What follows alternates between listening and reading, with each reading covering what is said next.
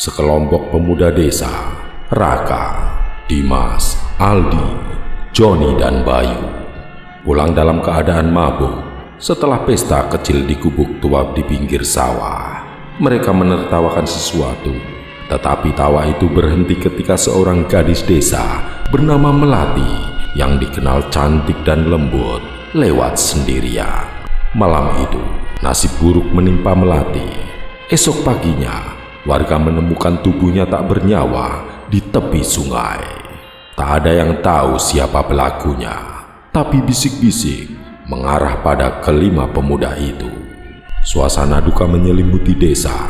Jenazah Melati dimakamkan dengan air mata ibunya. Banyak warga percaya kematiannya bukan karena kecelakaan. Pak Ustadz Rahman, tokoh agama desa, memberi peringatan. Arwah orang yang mati dengan dendam tidak akan pernah tenang. Sementara itu, kelima pemuda itu pura-pura tidak tahu. Meski bayangan rasa bersalah mulai menghantui salah satunya, Raka. Sejak malam ketiga setelah pemakaman, satu persatu dari mereka mulai mendengar bisikan lirih di telinga. Dimas mendengar suara perempuan menangis di kamarnya. Bayu melihat bayangan berambut panjang di kaca. Aldi bermimpi dipeluk wanita berwajah pucat. Raka mulai merasa dia diikuti setiap malam. Mereka berusaha mengabaikan, tapi teror semakin jelas. Suatu malam, Joni pulang sendirian melewati sawah. Kabut turun tebal. Dari kejauhan, ia melihat sosok Melati berdiri di pematang, mengenakan gaun putih penuh lumpur.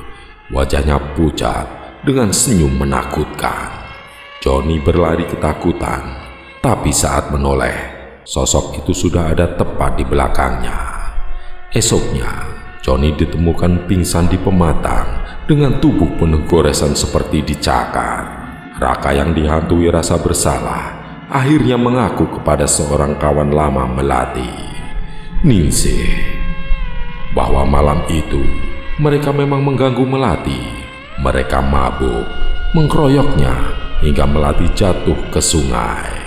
Ningsih marah dan menangis. Ia membawa Raka menemui Pak Ustadz Rahman.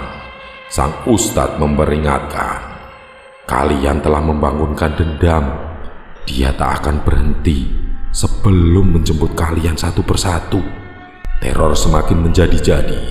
Bayu ditemukan meninggal dengan wajah ketakutan.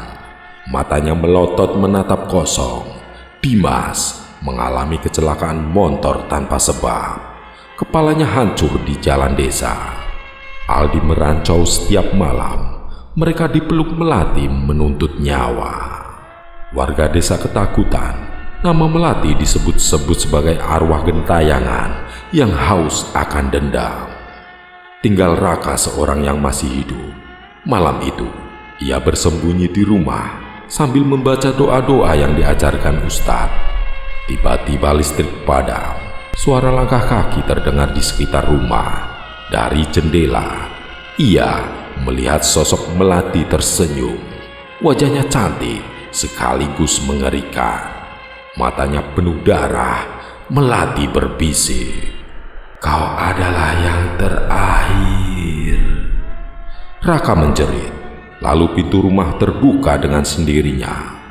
Esok paginya, warga menemukan rumah Raka kosong.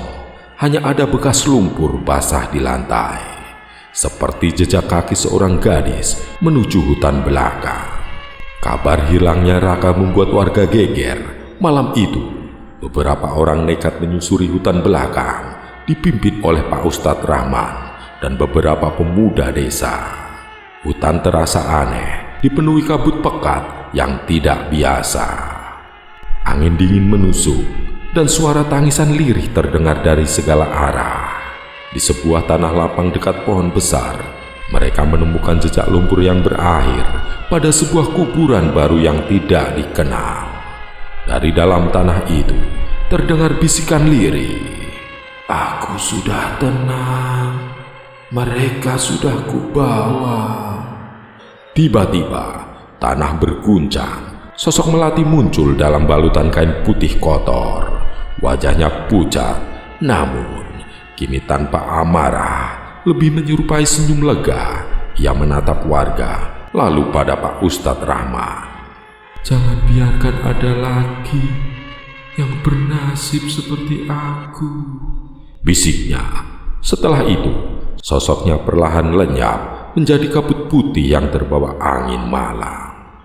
Keesok harinya, desa menjadi tenang kembali. Namun, 5 pemuda itu tak pernah kembali. Nama mereka hanya tersisa sebagai bisikan kelam. Kuburan Melati dirawat dengan penuh hormat oleh warga. Dan setiap orang yang melintas di dekat sungai tempat ia ditemukan selalu merasakan hawa dingin dan bisikan samar, seakan Melati masih berjaga di sana. Selesai.